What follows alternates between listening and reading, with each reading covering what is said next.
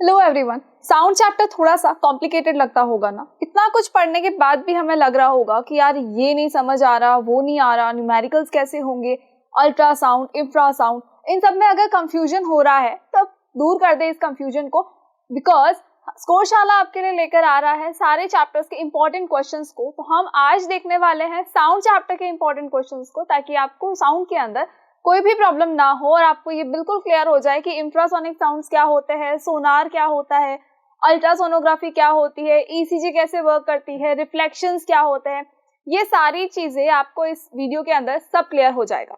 So I Lavina Kumawat welcoming you all at Scoreshala. देखो questions के अंदर सबसे पहला क्वेश्चन जो हमारा है वो क्या है, इन सोनार वी यूज। देखो नाम लेते ही मतलब सबसे पहला क्वेश्चन ये है कि सोनार के बारे में। अब सोनार ही तो कंफ्यूजिंग है, तो अब बिल्कुल भी कंफ्यूजन नहीं रहेगा, बिकॉज हम बहुत ही इजी वे में सारे क्वेश्चंस को देखेंगे और आपका पूरा चैप्टर जो है वो इसके अंदर रिवाइज हो जाएगा। So first question is in sonar we use. अब सोनार के अंदर आप क्या यूज करते हो, तो देखो पहली चीज तो ये कि सोनार होता क्या है। तो ये एक नेविगेशन डिवाइस है बेसिकली। जब समुद्र के अंदर अगर देखा जाए तो बहुत सारी शिप्स चलती है, बहुत सारी चीजें होती है। तो जब शिप डूब जाती है या अगर समुद्र के नीचे हमको पता करना है कि वहां पर क्या है, तो हम क्या जाके पता करेंगे? ओशन की डेप्थ इतनी होती है कि कोई भी वहां पर नहीं पहुंच सकता। तो फिर क्या करें? तो ये करना है कि शिप के नीचे एक पर्टिकुलर कोई भी शिप है उसके नीचे एक सोनार डिवाइस लगा दिया जाता है और उसके बाद उससे कुछ वेव्स छोड़ी जाती है और उन वेव्स से पता चलता है कि ओशन के नीचे यानी सरफेस के ऊपर नीचे की तरफ कहीं कोई चीज तो नहीं है, कहीं कोई जो शिप था वो डूबा हुआ वहां तो नहीं रखा है। अब जब टाइटैनिक डूबा था तो डेफिनेट सी बात है कि कोई अंदर जाके नहीं देख कर आया था। कैसे पता चला था कि कहाँ डूबा है टाइटैनिक? या अगर आज भी कोई चीज अगर समुद्र के अंदर है तो वो कैसे पता चलेगी? इतना डीप डेप्थ के अंदर कोई भी नहीं जा सकता। तो वहां पर जाते हैं हमारे सोनार डिवाइस की वेव्स। कौन सी वेव्स होती है, ये कौन सी वेव पे वर्क करता है? देखो अल्ट्रासोनिक वेव पे वर्क करता है, इंफ्रासोनिक पे करता है, रेडियो वेव्स पे करता है या ऑडिबल साउंड वेव्स पे करता है। तो ये करता है अल्ट्रासोनिक वेव्स पे वर्क। किस पे वर्क करता है? अल्ट्रासोनिक वेव्स पे वर्क करता है। अल्ट्रासोनिक वेव्स क्या होती है तो हमें पता है। जब हम अल्ट्रासोनिक वेव्स की बात करते हैं तो हम उन वेव्स की बात कर रहे हैं जिनको कि हम सुन नहीं सकते। ह्यूमन बीइंग्स के अंदर अगर हम देखें तो 20 हर्ट्ज टू 20,000 हर्ट्ज तक की जो फ्रीक्वेंसी है उसका साउंड ह्यूमन बीइंग्स जो है वो सुन सकते हैं। 20 हर्ट्ज टू 20,000 हर्ट्ज, इन साउंड्स को कोई भी ह्यूमन बीइंग जो है वो सुन सकता है। लेकिन जब हम इससे नीचे चले जाएंगे यानी 20 हर्ट्ज से कम साउंड पे आ जाएंगे तो वो बहुत ही लो साउंड हो जाता है और वो हमें सुनाई नहीं देता है। तो वो तो होता है हमारा इंफ्रासोनिक साउंड। लेकिन अगर हम 20,000 हर्ट्ज के आगे की बात करें, 20,000 हर्ट्ज से आगे की बात कर ले यानी 21,000 हर्ट्ज, 22,000 हर्ट्ज या उससे भी अगर आगे की बात कर ले, उससे ज्यादा फ्रीक्वेंसी की साउंड की बात कर ले, तो वो साउंड होता है अल्ट्रासोनिक साउंड। तो यहाँ पर जो सोनार के अंदर यूज किया जाता है वो होता है अल्ट्रासोनिक साउंड। बेसिकली क्या किया जाएगा, उस अल्ट्रासोनिक साउंड को यानी अल्ट्रासोनिक साउंड वेव्स जो है वो सोनार से एमिट की जाएगी। जब वो अल्ट्रासोनिक वेव्स नीचे की तरफ जाएगी तो वो क्या करेगी, सी बेड पर जाएगी, टकराएगी और रिफ्लेक्शन के बाद वापस आ जाएगी। तो जो रिसीवर होगा वो रिसीवर क्या करेगा, उन वेव्स को रिसीव करेगा और उसके बाद उनकी स्पीड से, उनकी डिस्टेंस से, इन सबसे पता करेगा कि हाँ सी बेड के ऊपर कोई चीज तो नहीं है, या फिर ये जो वेव्स है ये सी बेड से टकरा कर ही वापस आई है। इसी से पता चलता है कि कहीं कोई जो जहाज था वो डूबा था अगर, तो वो वहीं तो नहीं है या कहीं पर और है। सो आई होप कि ये क्वेश्चन तो क्लियर हो गया होगा। चलो अब बढ़ते हैं आगे वाले क्वेश्चन की तरफ। नेक्स्ट क्वेश्चन पे आ जाते हैं। नेक्स्ट क्वेश्चन क्या पूछ रहा है, when we change feeble sound to loud sound we increase its. जब हम फीबल साउंड को लाउड साउंड में कन्वर्ट करना चाहते हैं तो हमें क्या कन्वर्ट करना पड़ेगा? तो हमें पता है कि लाउडनेस जो होती है वो किसके प्रोपोर्शनल में होती है? लाउडनेस जो होती है वो डायरेक्टली प्रोपोर्शनल होती है एम्पलीट्यूड के। लाउडनेस किसके डायरेक्टली प्रोपोर्शनल होती है? एम्पलीट्यूड के डायरेक्टली प्रोपोर्शनल होती है। मतलब कि अगर हमें लाउडनेस को बढ़ाना है, किसी भी साउंड की अगर लाउडनेस को इंक्रीज करना है तो हमें एम्पलीट्यूड को इंक्रीज करना पड़ेगा, और अगर हमें लाउडनेस को कम करना है तो हमें क्या करना पड़ेगा, जो हमारा एम्पलीट्यूड है उसको रिड्यूस करना पड़ेगा, उसको भी कम कर देना पड़ेगा। फाइन। तो यहाँ पर देखो जो लाउडनेस होती है वो डायरेक्टली प्रोपोर्शनल किसके होती है? एम्पलीट्यूड के। एंड आई होप कि आपको पता है, आप साउंड चैप्टर बहुत अच्छे से पढ़ के आए तो आपको पता है कि एम्पलीट्यूड क्या होता है। तो देखो ये जो हाईएस्ट पॉइंट आपको नजर आ रहा है ये क्या है? एम्पलीट्यूड है किसी भी वेव का। ये क्या होता है? एम्पलीट्यूड होता है। जब इस एम्पलीट्यूड को इंक्रीज कर दिया जाएगा तो क्या होगा, साउंड जो है वो लाउड हो जाएगा। और जैसे ही इस एम्पलीट्यूड को अगेन रिड्यूस कर दिया जाएगा, इसका मतलब क्या होगा कि साउंड जो है वो फीबल हो जाएगा। फाइन, तो जब फीबल साउंड को हमें लाउड साउंड के अंदर कन्वर्ट करना है तो हमें किसको इंक्रीज करना पड़ेगा? तो हमें इंक्रीज करना पड़ेगा एम्पलीट्यूड को। हमें किसको इंक्रीज करना है? एम्पलीट्यूड को इंक्रीज करना है। कंफ्यूजन बिल्कुल नहीं रखना, बिकॉज दो चीजें हमने पढ़ी थी, दोनों के अंदर एक में फ्रीक्वेंसी को इंक्रीज या डिक्रीज करना था, एक के अंदर हमें एम्पलीट्यूड को करना था। तो जब हम लाउडनेस की बात करते हैं तो हम एम्पलीट्यूड को इंक्रीज या डिक्रीज करेंगे तो लाउडनेस भी इंक्रीज और डिक्रीज हो जाएगा। और अगर हम बात करें पिच की, अगर किसी साउंड की पिच की बात करते हैं तब क्या होगा? तब ये किस पे डिपेंड करेगा? ये फ्रीक्वेंसी पे डिपेंड करेगा। तो अगर हमें पिच में वेरिएशन चाहिए तो हमें किस में वेरिएशन करना पड़ेगा? फ्रीक्वेंसी के अंदर वेरिएशन करना पड़ेगा। फाइन, चलो आगे आ जाओ नेक्स्ट क्वेश्चन पे। क्या बोल रहा है हमें अगला क्वेश्चन हमसे ये पूछ रहा है कि भाई earthquake produces which kind of sound before the main shock wave begins. जब अर्थक्वेक आता है तो आपको आई थिंक पता होगा कि जो एनिमल्स होते हैं वो बहुत ही मतलब अजीब सा बिहेव करने लग जाते हैं। वो नॉर्मली बिहेव नहीं करते, वो एबनॉर्मल हो जाते हैं उस टाइम पे। और उसके बाद थोड़ी देर के बाद हमको समझ में आता है कि अच्छा अर्थक्वेक आने वाला था, उस टाइम अर्थक्वेक आ चुका होता है, बहुत देर हो चुकी होती है। जबकि जो एनिमल्स होते हैं वो ऑलरेडी हमें एक इशारा दे चुके होते हैं कि भाई हम प्रिडिक्ट कर चुके हैं कि अर्थक्वेक आने वाला है, तो आप जल्दी से क्या हो, सेफ प्लेस पे जाओ। लेकिन हम उस चीज को नेग्लेक्ट कर देते हैं। तो हमेशा जो एनिमल्स होते हैं अगर वो एबनॉर्मल बिहेव कर रहे हैं तो हमें उनका ध्यान रखना होता है, उनको देखना होता है कि हाँ जी ये क्यों कर रहे हैं ये ऐसा। तो जो एनिमल्स होते हैं वो क्या करेंगे, वो अर्थक्वेक की जो वेव्स आती है उनको डिटेक्ट कर लेते हैं। तो उनमें कौन सी वेव्स होती है? उनमें वेव्स होती है इंफ्रासाउंड वेव्स। इंफ्रासाउंड वेव्स जो कि अर्थक्वेक के आने से पहले ही निकलना शुरू हो जाती है, पहले ही आना शुरू हो जाती है। और इन वेव्स को डिटेक्ट कौन कर लेता है? इन वेव्स को एनिमल्स डिटेक्ट कर लेते हैं और वो बहुत ही एबनॉर्मली बिहेव करने लग जाते हैं। तो उनके एबनॉर्मल बिहेवियर को हमें नेग्लेक्ट नहीं करना होता है और उनको देखना होता है कि हाँ जी अब क्या होने वाला है, कुछ नेचुरल कैलेमिटीज आने वाली है। तो उन नेचुरल कैलेमिटीज के अंदर अर्थक्वेक होता है, जो कि ऑलरेडी एनिमल्स जो है वो सेंस कर जाते हैं, लेकिन हम नहीं कर पाते। और हम क्यों नहीं कर पाते? बिकॉज इंफ्रासाउंड जो होता है वो लेस देन 20 हर्ट्ज होता है। इंफ्रासाउंड जो है वो लेस देन 20 हर्ट्ज है, और 20 हर्ट्ज से अगर कम का साउंड है तो हम उसे बिल्कुल भी नहीं सुन सकते। हमारे लिए तो वो बिल्कुल साइलेंट है। फाइन, बस एनिमल्स इनको सुन लेते हैं, दैट इज वाई जो एनिमल्स है वो एबनॉर्मली बिहेव करने लग जाते हैं। Fine, getting my point. चलो ये क्या है? ये इंफ्रासाउंड जो है इसका आंसर होगा। Now the next question is, देखो बड़ा सा क्वेश्चन है, तो इस बड़े से क्वेश्चन को देखकर हमें ये नहीं सोचना है कि यार इतना बड़ा क्वेश्चन है कौन सॉल्व करेगा, कौन इसको समझेगा, टाइम ही वेस्ट हो जाएगा, छोड़ो नहीं करते। तो बिल्कुल नहीं। कुछ जो इतने बड़े जो क्वेश्चंस होते हैं जो हमें लगता है कि बहुत बड़े हैं, इनका आंसर भी बहुत बड़ा होने वाला है, तो उनका आंसर बहुत छोटा सा होता है, ज्यादा कॉम्प्लिकेटेड नहीं होते हैं ये। These are some kind of case study questions जो आपके एग्जाम के अंदर आते भी है। ऐसा नहीं कि आपके एग्जाम में नहीं आते। केस स्टडी क्वेश्चंस है तो केस की स्टडीज तो आती है कि हाँ जी ये चीजें जो हो रही है, अब इसके ऊपर कौन सा आपका फॉर्मूला लगेगा, कौन सा जो फिजिक्स का एक थ्योरी है वो इसके ऊपर अप्लाई हो रही है, कौन सा लॉ अप्लाई हो रहा है। ये सारी चीजें आपको ऑलरेडी रियल लाइफ में देखने को भी मिलती है और यहाँ पर वो केस स्टडी के रूप में पूछ भी लेते हैं। So the question is, a girl is sitting in the middle of the park of dimension 12 meter into 12 meter. ठीक है, एक 12 मीटर इंटू 12 मीटर का क्या है? पार्क है। 12 मीटर इंटू 12 मीटर का मतलब ये लेंथ और ब्रेड्थ क्या है? 12 मीटर है। फाइन, तो गर्ल कहाँ है? गर्ल है यहाँ सेंटर के अंदर, गर्ल यहाँ सेंटर के अंदर है। ठीक है, on the left side of it there is a building adjoining the park and the right side of the park there is a road adjoining the park. तो एक साइड में तो देखो क्या है? रोड है, ये हमने कहा रोड है। ठीक है, और इस साइड में क्या है? बिल्डिंग से। इस साइड में क्या है? बिल्डिंग से। फाइन, चलो इस साइड में है कौन? बिल्डिंग से। इस साइड में see on the left side there is a building adjoining the park and the right side में कौन है? रोड से। Now a sound is produced on the road by a cracker. Road के ऊपर क्या हुआ? एक क्रैकर लगाया गया। ठीक है, रोड के ऊपर क्या था? एक क्रैकर लगाया गया और उस क्रैकर से क्या हुआ? एक साउंड जनरेट हुआ। ये क्या है? क्रैकर है। कहाँ लगा था? ये रोड के सेंटर में लगा था। फाइन, और इससे एक साउंड जनरेट होगा, डेफिनेट सी बात है। Is it possible for the girl to hear the echo of this sound? Explain your answer.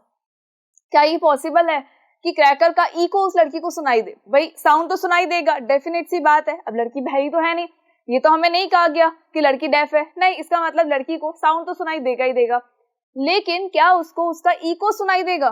तो हमें याद है कि इको सुनाई देने के लिए क्या होता है, इको सुनाई देने के लिए जो साउंड्स है, मतलब एक साउंड आया, रिफ्लेक्ट होने के बाद फिर वो साउंड आएगा, फिर रिफ्लेक्शन के बाद वो साउंड आता है, लेकिन वो 0.1 सेकेंड से पहले ही आ जाना चाहिए।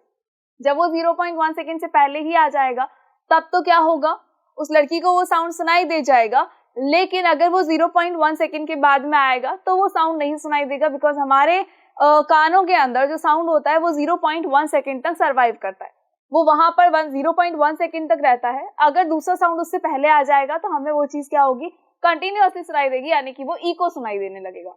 फाइन, अब देखो होगा क्या, जो स्पीड होती है साउंड की वो कितनी होगी, 344 मल्टीप्लाई बाय टाइम कितना लेना चाहिए, 0.1 सेकेंड टाइम है, 0.1 सेकेंड टाइम। अब देखो इसका आंसर क्या होने वाला है, इसको जब आप कैलकुलेट करोगे तो हमें मिलेगा 34.4 मीटर। ये क्या है, डिस्टेंस है। पता है हमें डिस्टेंस का फॉर्मूला क्या होता है, टाइम मल्टीप्लाई बाय स्पीड। ठीक है, डिस्टेंस कितनी ट्रैवल कर रहा है, वो डिस्टेंस कितनी ट्रैवल होनी चाहिए, डिस्टेंस कितनी ट्रैवल होगी, देखो डिस्टेंस जो होगी वो 34.4 मीटर जो है ट्रैवल होनी चाहिए। मतलब कि 0.1 सेकेंड होते ही अगर हमें वो साउंड सुनाई दे जाता है, इसका मतलब क्या हो जाएगा, इको हो जाएगा। हमारे कानों में जब वो साउंड ऑलरेडी प्रेजेंट है, 0.1 सेकेंड तक वो साउंड ऑलरेडी प्रेजेंट होगा, जस्ट उसके बाद क्या होना, जैसे ही 0.1 सेकेंड कंप्लीट हुआ हाथों हाथ तो दूसरा साउंड हमारे कानों पे आ जाना चाहिए। जब वो साउंड हमारे कानों पे आ जाएगा, इसका मतलब हमें क्या सुनाई देगा, इको सुनाई देगा। सी, इको और रिवर्बरेशन दो डिफरेंट चीजें हैं। जब 0.1 सेकेंड के जस्ट बाद हमको वो साउंड जो है सुनाई देता है तो वो क्या कहलाता है, इको कहलाता है। कैसे कहलाएगा, देखो जब हम बात करते हैं हेलो की, तो हम क्या बोलते हैं, वहां एक हिल पे जाके हम क्या बोलते हैं, हेलो। जैसे ही हमने बोला हेलो तो क्या होगा, hello hello hello hello hello hello सुनाई देगा। फाइन, ये इतने सारे सुनाई दिए, क्यों सुनाई दिए, जो फर्स्ट साउंड था हेलो का वो हमारे कानों में कब तक रहा, 0.1 सेकेंड तक रहा। फाइन, जब सेकेंड साउंड आएगा तो वो भी अगेन क्या रहेगा, 0.1 सेकेंड तक रहेगा। जस्ट उसके बाद में नेक्स्ट साउंड अगर आ जाता है हमारे कानों में तो वो भी कब तक रहेगा, 0.1 सेकेंड तक रहेगा। Getting my point. तो वो 0.1 सेकेंड के जस्ट बाद अगर हमें वो साउंड सुनाई दे जाता है, इसका मतलब तो क्या होगा, इसका मतलब ये होगा कि इको सुनाई दे जाएगा। लेकिन अगर हम कहें कि 0.1 सेकेंड से पहले ही कहीं वो साउंड जो है हमारे कानों तक पहुंच गया है, तब उसका इको हमें सुनाई नहीं देगा। सी, यही चीज आपको याद रखनी है कि 0.1 सेकेंड के बाद अगर साउंड आता है, जस्ट बाद अगर हमें साउंड सुनाई देता है, इसका मतलब होगा वो इको। लेकिन अगर हम कहें कि नहीं 0.1 सेकेंड से पहले ही हमारे कानों में वो कहीं वो साउंड आ चुका है, तो फिर वो हमें सुनाई नहीं देगा। ठीक है, अब देखो क्या हुआ, यहाँ पर जो साउंड है वो कितने डिस्टेंस ट्रेवल करके आना चाहिए, वापस 34.4 मीटर की डिस्टेंस जो है वो ट्रेवल करके आना चाहिए, तो ही इको सुनाई देगा, अदरवाइज इको सुनाई नहीं देगा। तो क्या गर्ल को इको सुनाई देगा, बिल्डिंग और इससे रोड के बीच में देखो डिस्टेंस कितनी हो रही है, 12 मीटर की डिस्टेंस हो रही है। अब क्या इको सुनाई दिया, नहीं, बिल्कुल भी नहीं, बिकॉज डिस्टेंस कितनी होनी चाहिए, 34.4 मीटर। अब 34.4 मीटर डिस्टेंस तो नहीं है, इसका मतलब कि गर्ल को इको बिल्कुल भी सुनाई नहीं देने वाला है। क्रैकर का सिर्फ उसको साउंड सुनाई देगा, लेकिन उसको इको सुनाई नहीं देगा। फाइन, चलो आगे आ जाओ नेक्स्ट क्वेश्चन पे। नेक्स्ट क्वेश्चन क्या बोल रहा है, why do we hear the sound produced by the humming bees while the sound of vibrations of pendulum is not heard? क्या बोल रहा है क्वेश्चन कि why do we hear the sound produced by the humming bees? हम जो है humming बीज का, ये जो हमिंग बीज होती है इनका जो साउंड होता है ना, वो तो हम सुन पाते हैं, while the sound of vibrations of pendulum is not heard. जो पेंडुलम होता है उसका वाइब्रेशन हमको सुनाई नहीं देगा, उसकी बल्ली वो टिक टिक जरूर सुनाई देती है, लेकिन उसका वाइब्रेशन हमको सुनाई नहीं देता। लेकिन अगर हम बात करें हमिंग बीज की, तो इनका जो आवाज होती है ना, इनकी जो हमें बहुत इरिटेट करती है, वो आवाज हमें सुनाई दे जाती है। क्यों सुनाई दे जाती है, तो देखो ह्यूमन बींग्स जो होता है वो कौन सा साउंड सुन सकते हैं, तो ह्यूमन बींग्स के लिए जो ऑडिबल साउंड होता है वो होता है 20 हर्ट्ज टू 20,000 हर्ट्ज। फाइन, ये हम अभी बोल चुके हैं, अभी हम बात कर चुके हैं इस बारे में कि जो ह्यूमन बीइंग के लिए ऑडिबल साउंड है वो है 20 हर्ट्ज टू 20,000 हर्ट्ज। यानी कि इस रेंज के अंदर जो भी साउंड आएगा वो सारा ह्यूमन बीइंग्स को सुनाई देगा। सिंपल सी चीज है, जो भी साउंड इस रेंज के अंदर आया ह्यूमन बीइंग ने सुना उसको, लेकिन अगर इस रेंज से बाहर चला जाएगा कोई साउंड तो ह्यूमन बीइंग्स को सुनाई नहीं देगा, चाहे वो इससे कम हो जाए चाहे वो इससे ज्यादा हो जाए। क्यों नहीं होगा, बिकॉज जो 20 हर्ट्ज होता है ये वो साउंड है जब हम विस्परिंग में यूज करते हैं, जब हम बिल्कुल खुसुर खुसुर करते हैं ना, बहुत धीरे धीरे से बोलते हैं, तो वो जो साउंड होता है वो क्या होता है 20 हर्ट्ज तक का होता है। और एकदम अगर हम लाउड साउंड की बात कर ले कि भाई इससे ज्यादा तो हम नहीं सुन पाएंगे, तो वो क्या होता है 20,000 हर्ट्ज तक का होता है। लेकिन अगर इससे कम 20 हर्ट्ज से कम और 20,000 हर्ट्ज से अगर ज्यादा की बात कर ले तो फिर वो साउंड जो है ह्यूमन बीइंग को सुनाई नहीं देगा। दैट मीन्स कि जो हमिंग बर्ड्स का साउंड होता है वो इस रेंज के अंदर होता है। हमिंग बर्ड का जो पंखों का जो साउंड होता है उसका वो 20 हर्ट्ज टू 20,000 हर्ट्ज के बीच में होता है। लेकिन जो पेंडुलम का साउंड है वो इंफ्रासोनिक साउंड होगा, 20 हर्ट्ज से कम का साउंड होगा, यानी वो कौन सा साउंड होगा, वो इंफ्रा साउंड होगा, इंफ्रासोनिक साउंड या फिर हम इंफ्रा साउंड कह सकते हैं। दैट इज वाई वो ह्यूमन बीइंग्स को सुनाई बिल्कुल भी नहीं देता है। अब अगर चाहे वो अल्ट्रासोनिक साउंड भी होता 20,000 हर्ट्ज से अगर ज्यादा भी होता तब भी वो सुनाई नहीं देता, लेकिन अभी क्या है ये इंफ्रासोनिक साउंड होता है। दैट इज वाई वो ह्यूमन बीइंग को सुनाई बिल्कुल भी नहीं देता है। फाइन, चलो now the next question is for hearing the loudest ticking sound heard by the year find the angle x in the figure. ठीक है, यहाँ पर हमें क्या सुनाई दे रहा है, वो टिकिंग साउंड सुनाई दे रहा है। इस क्लॉक का, ये जो क्लॉक है हमारी, इस क्लॉक का हमको टिकिंग साउंड सुनाई दे रहा है। ये एक्सपेरिमेंट देखा था, कब देखा था, जब हमने रिफ्लेक्शन ऑफ साउंड के बारे में पढ़ा था कि जिस तरह से लाइट की वेव्स रिफ्लेक्ट करती है वैसे ही साउंड वेव्स भी रिफ्लेक्ट करती है। तो हमने उन्हीं के लॉज के बारे में भी देखा था कि जैसे कि साउंड जो लाइट वेव्स होती है उनका, लाइट की जो रेज होती है उनके कुछ रूल्स रेगुलेशंस होते हैं, कुछ लॉज होते हैं। तो वैसे ही यहाँ पर साउंड वेव्स के भी कुछ लॉज होते हैं कि जो इंसिडेंट रे है, यहाँ इंसिडेंट रे, ये इंसिडेंट रे हो गई, और जो नॉर्मल है वो इंसिडेंट रे, नॉर्मल और रिफ्लेक्टेड रे, तीनों जो है एक ही सरफेस के ऊपर, एक ही पॉइंट के ऊपर होंगे, तो डेफिनेट सी बात है वो एक ही पॉइंट के ऊपर है। देन हमने एक और रूल पढ़ा था कि angle I is equals to angle R होता है। Angle I is equals to क्या होता है, एंगल आर। एंगल आई का मतलब क्या होता है, जो इंसिडेंट रे नॉर्मल के साथ में बनाती है। और रिफ्लेक्टेड एंगल कौन सा होता है, एंगल आई कौन सा है, जो कि रिफ्लेक्टेड रे नॉर्मल के साथ में बनाएगी। तो एक होता है incident angle, that is I, incident angle जो कौन होता है, आई होता है, that is equal to reflected angle. Fine,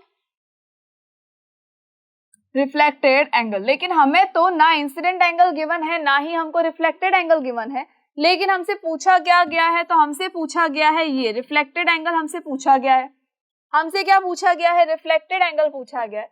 but देखो एक चीज हमको गिवन है, क्या गिवन है, हमें ये एंगल दे दिया, ये एंगल हमें कितना दे दिया, 50 डिग्री गिवन है। Now we know very well कि जब हम इसकी बात कर रहे हैं, देखो यहाँ पर क्या है, यहाँ पर जो क्लॉक थी उसका साउंड आया, आके यहाँ रिफ्लेक्ट हो गया, यहाँ से आया, यहाँ से रिफ्लेक्ट हो गया। ये बीच में क्या है, नॉर्मल है, ये क्या है, एंगल आई, और ये क्या है, एंगल आर। नॉर्मल के बारे में हमको पता है कि नॉर्मल क्या होता है, परपेंडिकुलर होता है। नॉर्मल क्या होता है, परपेंडिकुलर होता है ये सरफेस से। और ये जो एंगल गिवन है ये 50 डिग्री गिवन है। अब देखो हमने क्या कहा कि ये जो एंगल है ये 90 डिग्री है, ये कितना है, 50 डिग्री है। तो एक काम कर लें, इस 90 में से 50 डिग्री को माइनस कर देते हैं, तो हमें आंसर क्या मिलेगा, 40 डिग्री। और ये 40 डिग्री क्या है, एंगल आई। 40 डिग्री क्या है, angle I. And we know very well कि angle I is equals to angle R. तो angle I is equals to angle अगर आर है, इसका मतलब क्या हो गया, इसका मतलब एंगल आर की वैल्यू कितनी आ जाएगी, 40 डिग्री। और यही तो हमसे पूछा गया था, the value of X, the value of X will be 40 degree because it is reflected angle and it is equal to the incident angle. That is why इसकी वैल्यू क्या हो जाएगी, 40 डिग्री हो जाएगी। फाइन, चलो तो अब देखो न्यूमेरिकल से घबराना बिल्कुल भी नहीं है, ठीक है, बहुत इजी से क्वेश्चंस होते हैं, इतना कॉम्प्लिकेटेड नहीं होते हैं। हमने जो कुछ पढ़ा है ना उन्हीं में से आता है क्वेश्चन, ऐसा नहीं कि कहीं और से निकल के आएगा, नहीं। बट हम उसको क्या ना सोच सोच के बना देते हैं कि नहीं नहीं ये तो बहुत कॉम्प्लिकेटेड होने वाला है। चलो next question is explain why. यहाँ पर कुछ स्टेटमेंट्स आपको गिवन है और आपको इसका आंसर बताना है, व्हाई का आंसर बताना है कि भाई क्यों हो रहा है ये सब, क्या चीज हो रही है। First thing is flash and thunder are produce simultaneously but thunder is heard a few seconds after the flash is seen. Flash और जो थंडर है वो बेसिकली साथ में ही प्रोड्यूस होते हैं, बट थंडर जो है वो फ्यू सेकेंड्स के बाद में सुनाई देता है। थंडर हमको थोड़ा बाद में सुनाई देता है, बट हमें लाइट जो है वो बहुत जल्दी दिखाई दे जाती है। मतलब जब बिजली कड़कती है तो हमें पहले लाइट दिखाई देती है उसके बाद हमको आवाज आती है कि हाँ बिजली जो है वो कड़क रही है। फाइन, तो पहले हमने क्या देखा, पहले हमने लाइट देखी, उसके बाद हमने क्या सुना, उसके बाद हमने उसकी आवाज सुनी। ऐसा क्यों होता है, दोनों जब साथ में आए तो साथ में होना चाहिए था ये तो। ये ऐसा इसलिए होता है बिकॉज जो स्पीड होती है उनमें वेरिएशन होता है। अब एक सिंपल सी चीज है, अगर घर से एक पर्सन जो है वो निकला है साइकिल पे और एक पर्सन जो है वो निकला है बाइक पे, दोनों को जाना है सेम जगह, लेकिन पहले कौन पहुंचेगा? पहले जो है वो बाइक वाला पर्सन पहुंचेगा, साइकिल वाला थोड़ा लेट पहुंचेगा। क्यों? बिकॉज बाइक वाले पर्सन की जो स्पीड होगी वो थोड़ी ज्यादा होगी as compare to the bicycle person. Fine. तो यहाँ पर भी जो थंडर होता है हमारा, जो कि थंडर होता है वो थोड़ा सा साइकिल लेकर आता है, और जो फ्लैश होता है, जो लाइट होती है वो क्या लेकर आती है? फ्लैश जो है वो बाइक पर आता है। ठीक है, फ्लैश किस पे आएगा? बाइक पे आता है। थंडर जो है वो साइकिल के ऊपर आता है। तो एक्चुअली वो साइकिल चला के नहीं आता है, बट ठीक है, इट्स जस्ट एन एग्जांपल। जो थंडर है उसकी स्पीड थोड़ी सी कम होती है, बट जो फ्लैश है यानी लाइट जो है उसकी स्पीड थोड़ी सी ज्यादा होती है। लाइट की स्पीड देखो क्या होती है? 3 multiply by 10⁸ metre per second. लेकिन अगर हम थंडर की बात कर ले तो इसकी स्पीड बहुत ही कम होती है एज कंपेयर टू लाइट। इसकी स्पीड आपको कुछ बुक्स में मिलेंगी 340 मीटर पर सेकेंड, कुछ बुक के अंदर मिलेगी 344 मीटर पर सेकेंड। कंफ्यूज नहीं होना है, दोनों ही एक्यूरेट है, कोई गलत नहीं है। ठीक है, एनसीईआरटी के अंदर हमारे 340 गिवन है तो हम 340 को लेके चलेंगे। फाइन। तो देखो फ्लैश जो है वो कितना आया? 3.3 इंटू 10⁸ मीटर पर सेकेंड। कितना ज्यादा बड़ा अमाउंट है ये, तो कितनी ज्यादा बड़ी वैल्यू है। तो स्पीड फ्लैश की ज्यादा होती है यानी लाइट की ज्यादा होती है। दैट इज वाई लाइट जो है वो जल्दी ट्रेवल कर जाती है और हमारी आंखों तक बहुत जल्दी पहुंच जाती है। लेकिन अगर हम बात करें साउंड की, तो साउंड वेव्स थोड़ा सा लेट जाती है, आराम से आती है वो। दैट इज वाई वो हमको बहुत ही बाद में सुनाई देती है, पहले हमको लाइट दिखाई दे जाती है। फाइन। चलो next question is, an echo is heard faster on the hot day than in a cold day. Simple सी चीज है ये तो। इको जो होता है, मतलब इको क्या है? साउंड वेव्स की वजह से ही तो आ रहा है। हमको हॉट डे वाले दिन तो थोड़ा सा ज्यादा सुनाई देता है, जल्दी से सुनाई दे जाता है। लेकिन जब ठंडा दिन होता है, सर्दियों का टाइम होता है, उस टाइम पे थोड़ा सा लेट आता है। सिंपल सी चीज है भाई, जब ठंडी होती है, जब कोल्ड डे होता है तो उसको सर्दी लग रही होती है ना, तो वो आराम से आता है, धीरे धीरे आता है। ठीक है, तो जो इको होता है वो टेम्परेचर पे भी डिपेंड करता है। साउंड की जो वेव्स होती है वो गर्म दिनों के अंदर तो बहुत ही जल्दी ट्रेवल कर जाती है, लेकिन अगर हम बात करें ठंडे दिनों की तो वो थोड़ा सा आराम से आती है, बहुत ही आराम से धीरे धीरे आएगी। भाई सर्दी लगती है ना, तो उससे बचने के लिए वो बहुत धीरे आती है। फाइन। सो देखो ये फास्टर क्यों सुनाई दिया हॉट डे वाले दिन? बिकॉज साउंड वेव जो होती है उनकी स्पीड इंक्रीज हो जाती है अगर हमने टेम्परेचर को इंक्रीज किया है तो। ठीक है, क्या होगा? अगर टेम्परेचर को इंक्रीज कर दिया है तो जो साउंड वेव्स होगी, साउंड वेव्स की जो स्पीड होगी, okay, speed of sound waves जो है वो भी इंक्रीज हो जाएगी। लेकिन अगर टेम्परेचर को डिक्रीज कर दिया गया तो साउंड वेव्स की स्पीड भी क्या हो जाएगी? डिक्रीज हो जाएगी। फाइन। तो स्पीड ऑफ साउंड वेव्स जो होती है वो डायरेक्टली प्रोपोर्शनल होती है टेम्परेचर के। अगर टेम्परेचर को इंक्रीज किया गया तो स्पीड भी इंक्रीज हो जाएगी साउंड वेव्स की, और अगर टेम्परेचर को डिक्रीज कर दिया गया है तो स्पीड ऑफ साउंड वेव्स भी डिक्रीज हो जाएगी। दैट इज वाई इको जो है वो हॉट डे के दिन हमें थोड़ा जल्दी सुनाई दे जाता है, थोड़ा फास्ट आता है, लेकिन कोल्ड डे वाले दिन थोड़ा सा आराम से आता है। चलो, आई होप कि ये क्वेश्चंस आपको क्लियर हो रहे होंगे। नाउ आगे आ जाए, थोड़ा और आगे बढ़ते हैं, कुछ और क्वेश्चंस को देख लेते हैं। अभी तो बहुत कम क्वेश्चंस हमने देखे हैं। So next question is, why is dog considered most suitable by the police for detective purposes?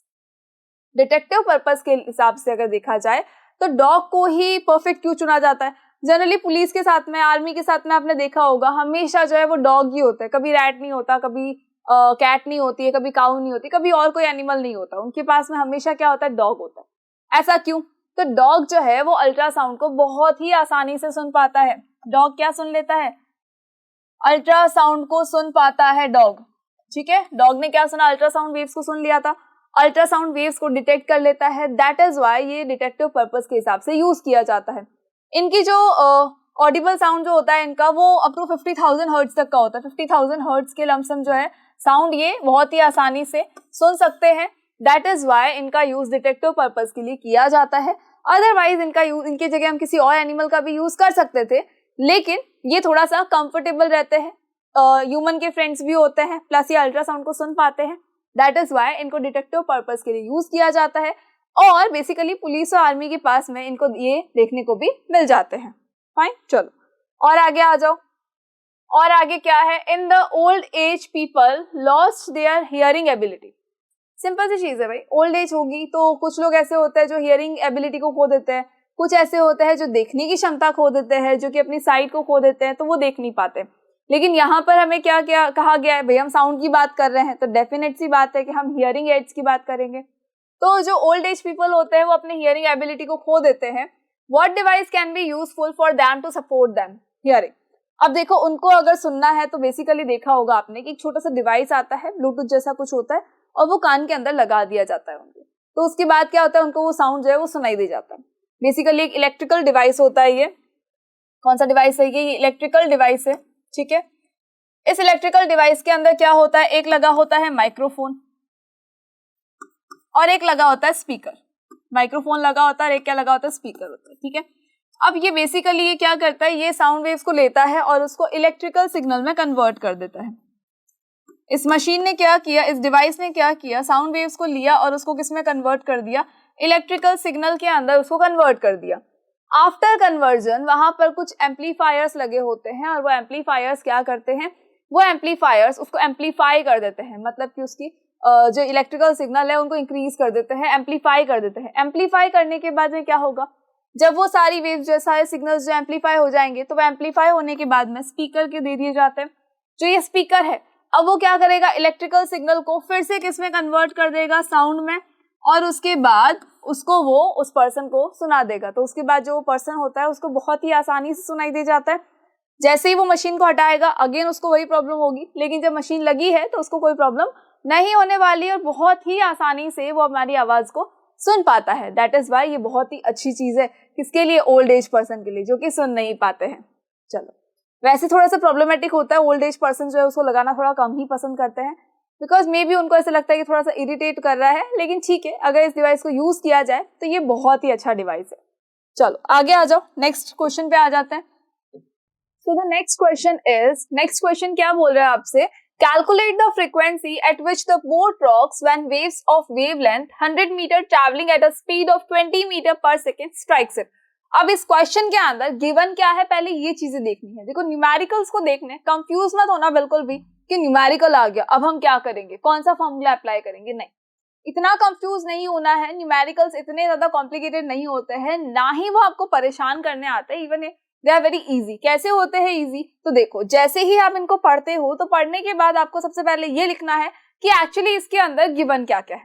सी क्या क्या चीजें गिवन है, जब आप वो सारी चीजें इसके अंदर लिख देंगे तो आपको ऑटोमेटिकली दिमाग में आ जाएगा कि हाँ हमें कौन सा फॉर्मूला अप्लाई करना है। सो देखो फर्स्ट हमें देख लो क्या गिवन है, कैलकुलेट द फ्रीक्वेंसी, मतलब कि कैलकुलेट क्या करना है, फ्रीक्वेंसी को कैलकुलेट करना है।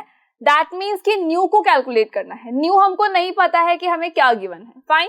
At which the boat rocks when waves of wavelength 100 metre, तो wavelength कितनी गिवन है, wavelength को किससे डिनोट करते हैं, लैम्डा से, that is 100 मीटर, ठीक है। wavelength कितनी गिवन है, 100 मीटर गिवन है, traveling at a speed of 20 meter per second strikes it। अब इसके अंदर स्पीड कितनी गिवन है, स्पीड का मतलब हम v लिख लें, 20 मीटर पर सेकेंड गिवन है। तो सी हमें गिवन क्या क्या है, लैम्डा गिवन है, और हमें क्या गिवन है, वेलोसिटी गिवन है, यानी कि स्पीड गिवन है। उसके अलावा अगर हम देखें तो हमको पूछा गया है फ्रीक्वेंसी के बारे में, मतलब कि न्यू के बारे में, और एंड हमें पता है कि जो ये तीन चीजें हैं, इन तीनों चीजों को मिलाकर एक फॉर्मूला बनता है, और वो कौन सा फॉर्मूला होता है, वो होता है v is equals to lambda nu. क्या फॉर्मूला होता है, v is equals to lambda nu. कौन सा फॉर्मूला है, v is equals to lambda new.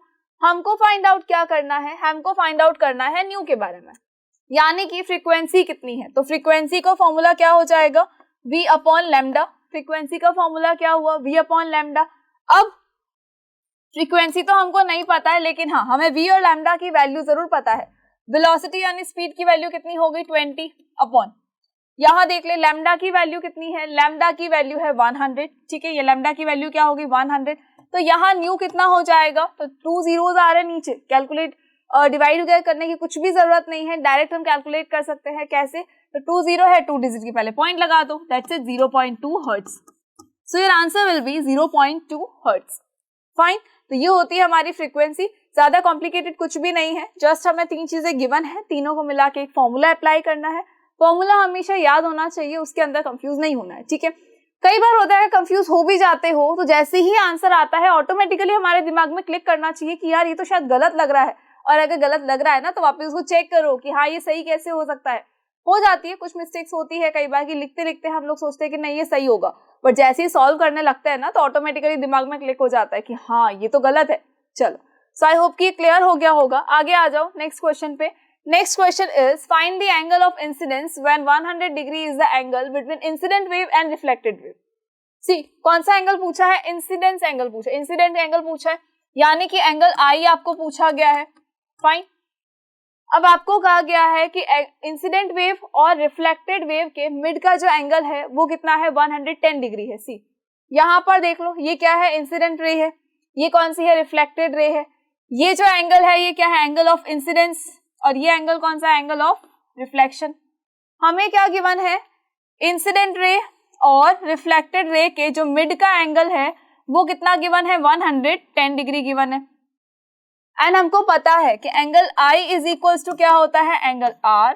जब हमें गिवन है angle I plus angle R equals to 110, तो वी नो वेरी वेल कि दोनों ही क्या है? सेम है। और जब ये सेम है तो हम इसको लिख सकते हैं 2 multiply by angle I is equals to 110 degree. Maths के अंदर ये किया होगा ना कि क्या करना है? जस्ट एंगल R जो है उसको रिप्लेस कर देंगे एंगल I से, तो angle I plus angle I कितना हो जाएगा? 2 एंगल I। नाउ 2 को आप ट्रांसपोज कर दें, angle I will be 110 degree upon 2, that is 55 degree. So answer will be 55 degree. दोनों ही एंगल कितने हो जाएंगे? 55 के हो जाएंगे, बिकॉज दोनों ही एंगल क्या होते हैं? बिल्कुल सिमिलर होते हैं। यहाँ पर रूल्स ऑफ रिफ्लेक्शंस लगते हैं, रिफ्लेक्शन की कुछ लॉज पढ़े हैं हमने, उन्हीं को हमने यूज करना है यहाँ पर। चलो, सो आई होप कि ये भी क्लियर हो गया होगा। इजी क्वेश्चन था, ज्यादा वो कोई टिपिकल क्वेश्चन नहीं था ये तो। चलो नेक्स्ट क्वेश्चन पे आ जाओ। यस, ये भी एक आपका केस स्टडी वाला क्वेश्चन है। तो केस स्टडी क्वेश्चन को इतना हल्के में नहीं लेना है कि नहीं एग्जाम में तो नहीं आएगा। एग्जाम में आएगा, डेफिनेटली आएगा आपके केस स्टडी वाला क्वेश्चन। चलो, the question is Vartika was conceiving for the first time. Vartika जो है वो फर्स्ट टाइम कंसीव कर रही थी। Her mother in law did not wanted the first child of her to be a girl. उसकी जो मदर इन लॉ थी वो ये नहीं चाह रही थी कि भाई उसका जो फर्स्ट चाइल्ड हो वो एक बेबी गर्ल हो। कई बार होता है ना गाँव के अंदर, तो ये चीज आज भी चलती है। बहुत सारे लोग जो इस चीज को मानते हैं कि नहीं, गर्ल चाइल्ड नहीं चाहिए, और एटलीस्ट फर्स्ट तो बिल्कुल भी नहीं चाहिए। उसकी बात तो फिर भी हो जाए तो अब क्या कर सकते हैं, लेकिन फर्स्ट तो हमको गर्ल चाइल्ड नहीं चाहिए होता है। ठीक है, वैसे ये चीज चेंज हुई है, लेकिन ठीक है, वर्तिका की मदर इन लॉ नहीं चाह रही है कि उसकी गर्ल चाइल्ड हो फर्स्ट। सो वर्तिका's mother in law took her to a gynaecologist for ultrasonography to determine whether the child is a boy और अ गर्ल। तो जो उसकी मदर इन लॉ थी वर्तिका की, वो गई गायनेकोलॉजिस्ट के पास में और उसको ये पूछने गई थी कि भाई आप अल्ट्रासोनोग्राफी कर दे उसकी, और फिर मुझे बता दे कि इसका जो वॉर्म है, वॉर्म के अंदर जो बेबी है, यानी जो एम्ब्रियो जाइगोट जो भी है, एम्ब्रियो है, जाइगोट तो नहीं होगा, एम्ब्रियो जो है वो कौन सा है, मतलब वो एक बेबी गर्ल है, बेबी गर्ल है या बेबी बॉय है, ये बताना था। यानी कि इसकी जो मदर इन लॉ है वो क्या करती, अगर बेबी बॉय होता दैट इज ओके, बट अगर गर्ल होती तो इसको प्रॉब्लम थी, तो ये नहीं चाहती थी, क्या चाहती, फिर अबॉर्शन करवा दे। फाइन, तो doctor denied telling the gender of the child. Doctor ने मना कर दिया कि भाई मैं आपको चाइल्ड का जेंडर नहीं बता सकता। फाइन, तो ये तो हुई हमारी केस स्टडी कि ठीक है, एक गर्ल है, मतलब एक लेडी है वर्तिका, उसकी मदर इन लॉ ये चाह रही है कि भाई उसका जो फर्स्ट बेबी हो वो बॉय हो। दैट इज वाई वो उसने क्या किया, वो उसको डॉक्टर के पास ले गई, गायनेकोलॉजिस्ट के पास ले गई और उसको बोला कि अल्ट्रासोनोग्राफी कर दीजिए आप, ताकि मुझे पता चल जाए कि बॉय है या गर्ल है, उसके बाद फिर देखेंगे। तो डॉक्टर ने मना कर दिया कि मैं अल्ट्रासोनोग्राफी इसकी नहीं कर सकता, ठीक है, मैं जेंडर नहीं बता सकता। Now your question is define ultrasonography. The first thing कि अल्ट्रासोनोग्राफी क्या होती है। तो देखो, अल्ट्रासोनोग्राफी एक तरह का मेथड है, एक पूरा डिवाइस होता है सोनोग्राफी का। उसके अंदर क्या किया जाता है, ह्यूमन बॉडी के अंदर अल्ट्रासाउंड वेव्स को ट्रांसफर करवाया जाता है। जब ह्यूमन बॉडी के अंदर अल्ट्रासाउंड वेव्स ट्रांसफर हो जाती है तो वो आपको आपके हार्ट की, आपके वॉर्म की या बॉडी पार्ट्स की इमेजेस देती है। कई बार तो किडनी की भी इमेज दी जाती है, किडनी के अंदर जो स्टोन होता है वो भी अल्ट्रासाउंड वेव से पता किया जा सकता है। उसके अलावा अगर जो रिप्रोडक्टिव ऑर्गन्स होते हैं, अगर उनके अंदर कोई प्रॉब्लम है तब भी हम इससे पता कर सकते हैं। तो बहुत आजकल आसान हो गया ना मेडिकल के अंदर, तो इस अल्ट्रासोनोग्राफी मशीन का बहुत ज्यादा यूज किया जाता है। Fine, why is ultrasonography used in pregnancy. Pregnancy में इसको क्यों यूज किया जाएगा, तो देखो एज आई टोल्ड यू कि रिप्रोडक्टिव ऑर्गन्स जो होते हैं, अगर उनके अंदर कोई प्रॉब्लम है तो भी अल्ट्रासोनोग्राफी से वो डिटेक्ट की जा सकती है, बिकॉज उसकी इमेज जो है वो इस मशीन के अंदर मिल जाती है। फाइन, लेकिन जब उस वॉर्म के अंदर, जब मदर जो है उसकी वॉर्म के अंदर बेबी होता है तो उस टाइम पर अगर अल्ट्रासोनोग्राफी की जाए तो उस वॉर्म के अंदर जो भी बेबी है, चाहे वो बॉय है चाहे वो गर्ल है, वो उस सोनोग्राफी के अंदर पता किया जा सकता है, यानी कि जेंडर आप पता कर सकते हो उस अल्ट्रासोनोग्राफी से। बट आई होप कि आपको पता होगा कि गवर्नमेंट ने उसको बैन करके रखा है। क्यों रखा है बैन? ताकि जो भी पर्सन हो उसको जेंडर ना पता चले, और ऐसा नहीं हो कि भाई गर्ल नहीं चाहिए तो उसका अबॉर्शन करवा दे, वो चीज नहीं हो। दैट इज वाई उसको बैन कर दिया है। अदरवाइज अल्ट्रासोनोग्राफी होती है, बहुत सारी प्रॉब्लम्स को डिटेक्ट भी करती है वो, लेकिन जेंडर बताने से मना किया जाता है। Fine. Which principles is involve behind it's working? इसकी वर्किंग के पीछे कौन सा प्रिंसिपल है? तो आई होप कि आपको याद होगा, एक हमने रिफ्लेक्शन ऑफ साउंड पढ़ा था। क्या पढ़ा था? Reflection of sound. Reflection of sound. अब ये जो रिफ्लेक्शन ऑफ साउंड है इसी का यूज किया जाता है इसके अंदर, बिकॉज अल्ट्रासाउंड वेव्स को ट्रांसफर करवाया जाता है, अल्ट्रासाउंड वेव्स को बॉडी के अंदर इंसर्ट करते हैं, और उसके बाद जब वो रिफ्लेक्ट हो जाती है तो पता चल जाता है कि हाँ यहाँ कोई प्रॉब्लम है। किडनी के अंदर भी क्या होता है, जनरली जो है उसको जब अल्ट्रासाउंड वेव्स को उसमें से ट्रांसफर करवाया जाएगा तो वहां पर क्या होगा, बेसिकली जो वॉल्स होती है किडनी की वो तो उसको रिफ्लेक्ट करेंगी, तब तो कोई प्रॉब्लम नहीं होगी क्योंकि उससे हमें क्या मिलेगी, किडनी की इमेज मिल जाएगी। बट जो उसके अंदर फ्लूइड होता है वो उसको रिफ्लेक्ट नहीं करता, तो अल्ट्रासोनिक वेव जो होती है वो उसमें से डायरेक्ट निकल जाती है, तो उसकी इमेज वहां पर नहीं आती है, तो हमें सिर्फ उस किडनी की वॉल दिखाई देती है। लेकिन अगर वहां पर स्टोन होगा तो वो स्टोन भी क्या करेगा, उसको रिफ्लेक्ट कर देगा, और जैसे ही वो उसको रिफ्लेक्ट करेगा तो वहां पर बन जाएगा एक डॉट, और डॉक्टर को पता चल जाएगा कि हाँ इस किडनी के अंदर क्या है, एक स्टोन है। और जब वॉर्म के अंदर, मदर की वॉर्म के अंदर यानी रिप्रोडक्टिव ऑर्गन की जो यूट्रस होता है उसके अंदर जब कोई बेबी होता है, यानी जो एम्ब्रियो है, एम्ब्रियो से क्या बना, वो बेबी बना, जब उसके अंदर वो बेबी है तो बेबी भी क्या करेगा, अल्ट्रासाउंड वेव्स को रिफ्लेक्ट कर देगा, जिसकी वजह से उसकी इमेज जो है वो हमें उस मशीन के अंदर दिखने लग जाएगी। फाइन, चलो। Why did doctor denied in telling the gender of the child? Because as I told you कि गवर्नमेंट ने उसको बैन करके रखा है। अगर कोई भी डॉक्टर जो उस बेबी का जेंडर अगर पहले ही रिवेल कर देता है कि भाई नहीं ये जो है ये इसकी मदर की वॉर्म के अंदर कौन सा है, चाहे बॉय है चाहे गर्ल है, कुछ भी अगर वो बता देता है तो क्या होगा, गवर्नमेंट जो है यानी कि पुलिस जो है वो उसके ऊपर फाइन चार्ज कर सकती है और उसे जेल में भी डाल सकती है, डॉक्टर को भी और उस लेडी को भी, या फिर उसके जो पेरेंट है जो भी है, मतलब जैसे इसकी वर्तिका की मदर इन लॉ थी, तो मदर इन लॉ अगर जेंडर को पूछना चाह रही है और अगर डॉक्टर बता दे तो दोनों को ही जेल भी हो सकती है और फाइन भी चार्ज किया जा सकता है, तो ये इलीगल है। दैट इज वाई अल्ट्रासोनोग्राफी के अंदर कभी भी जेंडर को रिवेल नहीं किया जाता।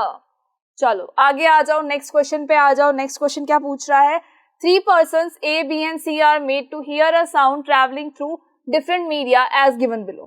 3 person है, A, B and C है, तीनों को एक एक साउंड सुनाया गया है लेकिन डिफरेंट मीडियम सुनाया गया है। Who will hear the sound first and why?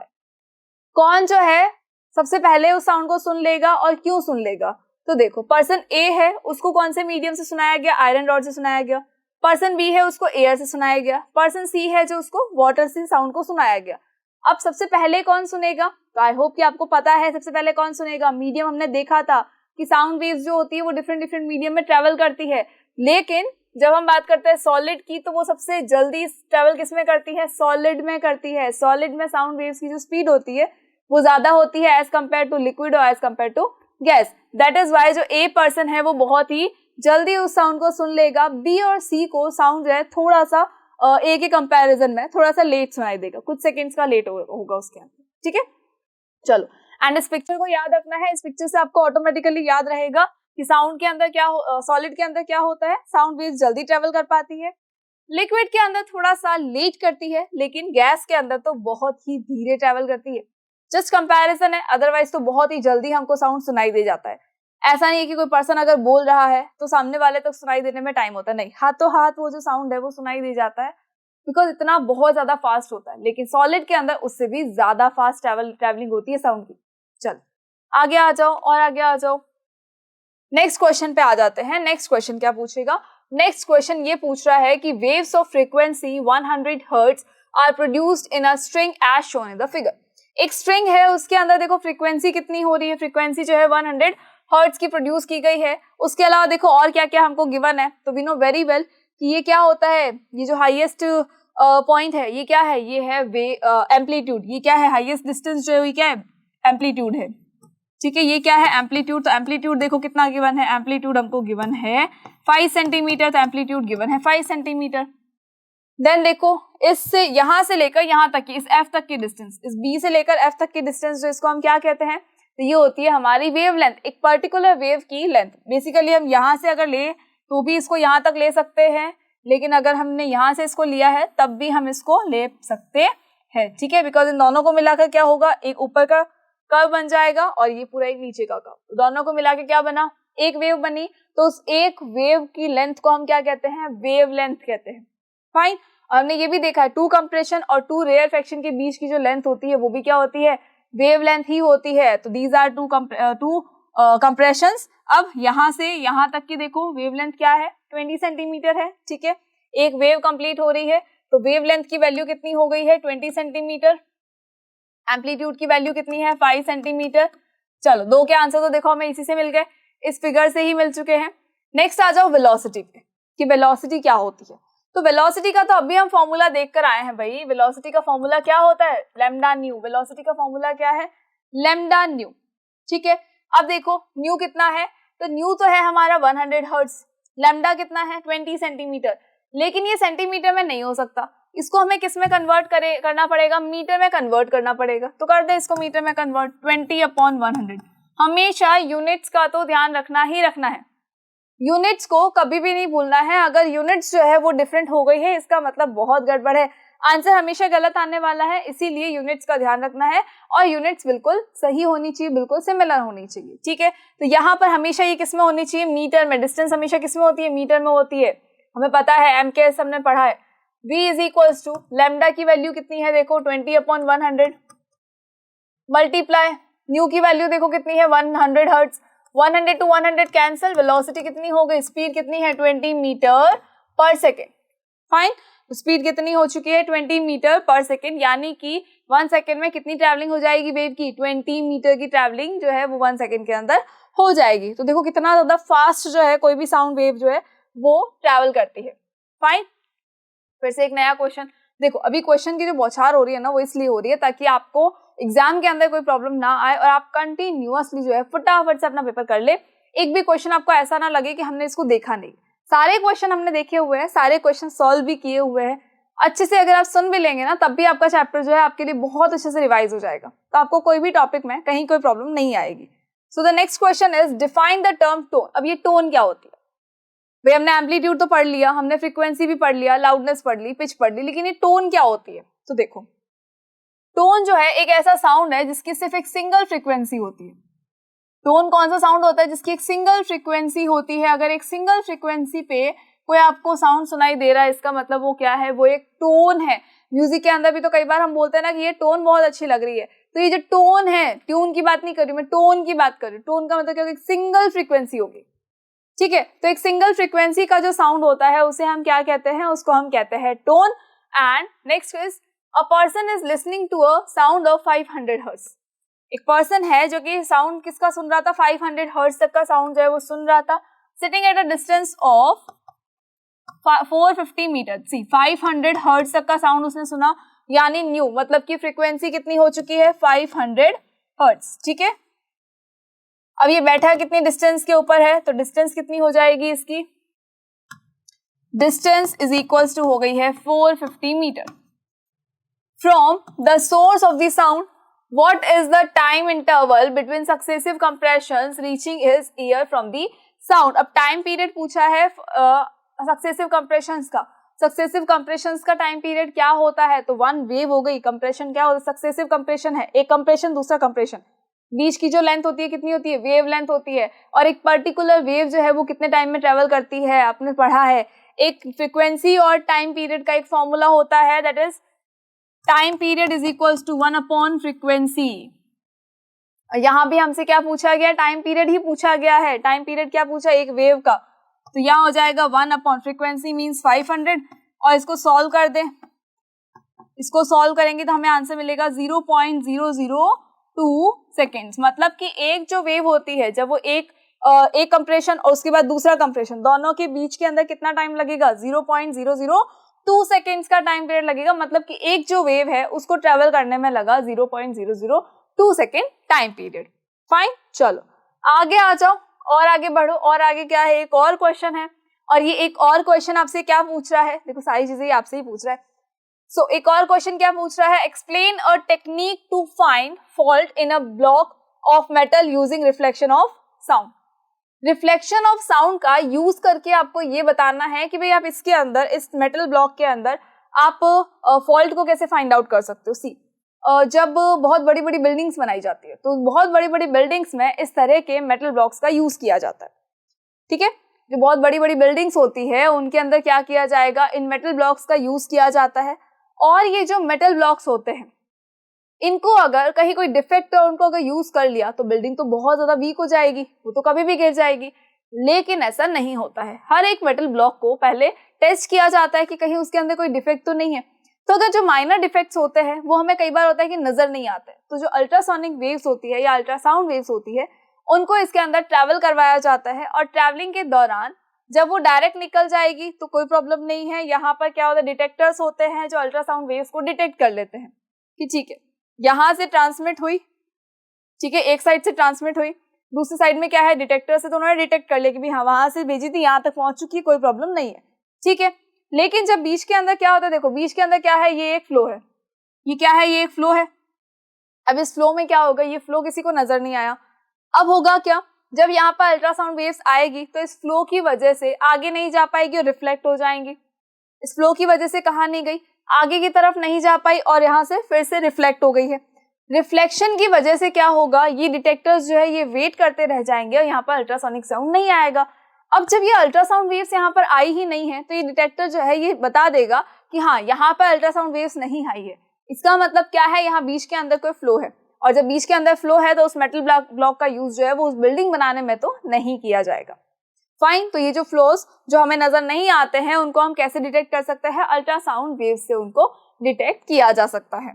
चलो ये एक और यूज होता है अल्ट्रासोनिक वेव्स का। Now the next question is, a baby recognises her mother by her voice.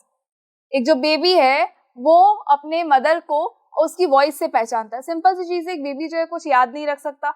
देखो स्टार्टिंग में जो बेबीज होते हैं वो बेसिकली क्या करते हैं, एकदम फ्रेग्रेंस से पहचान जाता है। पर्टिकुलर जो बॉडी की फ्रेग्रेंस होती है, बॉडी की जो ओडोर होती है, उससे बेसिकली वो अपनी मदर को, फादर को या जो भी उसके आसपास में रहता है वो उनको पहचान जाते हैं। फिर धीरे धीरे क्या होता है, वो साउंड वेव्स को डिटेक्ट कर लेते हैं कि हाँ ऐसा साउंड आएगा इसका मतलब वो मेरी मदर है, ऐसा साउंड आएगा इसका मतलब वो मेरे फादर है। तो बेबी जो होता है वो साउंड को रिकॉग्नाइज कर लेते हैं कि हाँ ये मेरी मदर का साउंड है, ठीक है। Now name the characteristic of sound involve. लेकिन उसको कैसे पता चला कि हाँ ये मेरी मदर का ही साउंड है, भाई साउंड तो सिमिलर भी हो सकता है, उसको कैसे समझ में आया कि अलग अलग है। तो हर एक साउंड की क्वालिटी डिफरेंट होती है, किसी की फ्रीक्वेंसी डिफरेंट होती है, हर एक की एम्पलीट्यूड डिफरेंट होता है, हर एक की वेवलेंथ डिफरेंट होती है, तो बहुत सारी चीजें मैटर करती है। तो यानी कि कुल मिला के हम ये बोल सकते हैं कि क्वालिटी ऑफ साउंड जो है वो डिफरेंट डिफरेंट होता है, particular person to person vary करता है, हर एक चीज थिंग टू थिंग भी वेरी कर रही है, हर एक जो साउंड है वो डिफरेंट डिफरेंट होता है। इवन हम भी जो है हेलो बोलते ही किसी की आवाज को पहचान जाते हैं। पास में से अगर कोई निकला है और बिल्कुल जरा सा उसने हमें कुछ बोला तो हम पहचान जाते हैं कि किसकी आवाज है। तो ये हम कैसे पहचान जाते हैं, इवन अगर हमारे घर के बाहर गाड़ी आके रुकी है तो भी हम बता देते हैं कि भाई हाँ ये हमारे फादर की है, ये हमारे ब्रदर की है, ये हमारी सिस्टर की है, या ये कोई और ही है जो मेहमान आया है। अगर दो घर है और अगर हम बाहर की रूम में ड्राइंग रूम के अंदर बैठे हैं और सपोज हमारे घर का गेट खुलता है तो हम झट से पहचान जाते हैं कि ये सामने वाले घर का गेट खुला है या हमारे घर का गेट खुला है। कैसे, बिकॉज साउंड के अंदर हर जगह क्या होता है, वेरिएशंस होते हैं और वो वेरिएशंस आपको बता देते हैं कि हाँ साउंड जो है वो डिफरेंट है। तो साउंड की क्वालिटी डिफरेंट होती है और साउंड की क्वालिटी के अंदर क्या क्या चीजें आएंगी, तो कुछ कैरेक्टरिस्टिक्स आते हैं। एम्पलीट्यूड हमको पता है, उसके अलावा हमको फ्रीक्वेंसी पता है, वेवलेंथ के बारे में हम पढ़ चुके हैं, टाइम पीरियड के बारे में हम पढ़ चुके हैं, और कुछ चीजें थी जो आपको याद रखने की जरूरत है, that is loudness, pitch, quality और टिम्बर। तो हम अभी किसकी बात कर रहे हैं, क्वालिटी की बात कर रहे हैं। तो क्वालिटी जो है वो बेसिकली वेव फॉर्म पे डिपेंड करती है। वेव फॉर्म का मतलब जो वेव है वो इस तरह से मूव कर रही है या किसी और तरह से मूव कर रही है। सी यहाँ एक बार चेक कर लो कैसे मूव कर रही है, ऊपर गई, थोड़ा सा घूम के वापस ऊपर आई, फिर नीचे आई, फिर ऊपर आई। तो ये इस तरह से अगर वो मूव करती है तो इसका मतलब क्या होगा, मिक्स साउंड जो होता है ना, इसका मतलब क्या होगा कि क्वालिटी पर डिपेंड करेगा कि कोई भी जो पर्सन है ये उसकी आवाज है।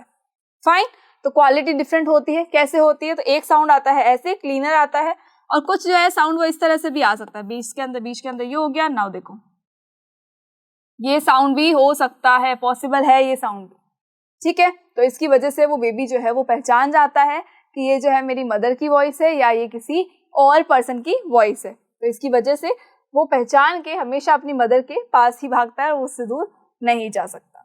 फाइन। सो आई होप कि आपको सारे क्वेश्चंस क्लियर हो गए होंगे और यहाँ हमारे चैप्टर का रिवीजन भी साथ ही साथ खत्म होता है। एंड आई होप कि अब आप एग्जाम के अंदर एटलीस्ट साउंड चैप्टर के क्वेश्चंस को तो गलत बिल्कुल भी नहीं करके आने वाले हैं। एंड आई होप कि आपने फॉर्मूला भी याद कर लिया होगा। बिल्कुल कंफ्यूज नहीं होना है, ना न्यूमेरिकल्स के अंदर और ना ही थ्योरी पार्ट के अंदर। Thank you so much.